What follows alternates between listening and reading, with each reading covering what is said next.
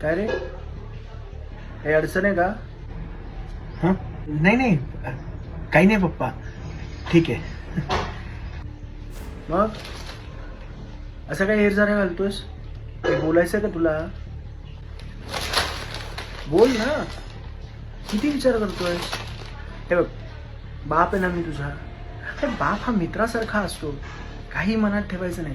तुला फार मनात ठेवतो आणि अतिशय विचार करतो माझ्याशी बोलताना. जे काही वाटलं ना मन मोकळं बोलायचं रे. बाप आहे मी, वाघ थोडी आहे. खाणार आहे का तुला?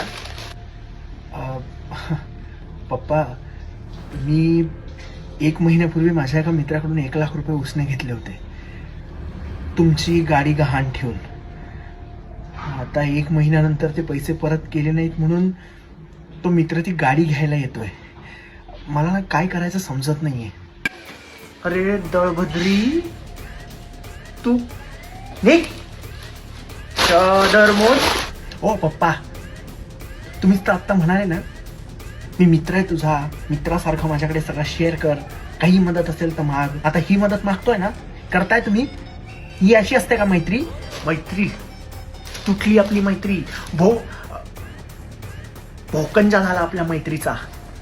माझ्या गाडीला जर काही झालं ना तर तुझ्या पकडून देईल मी तुला घरातून.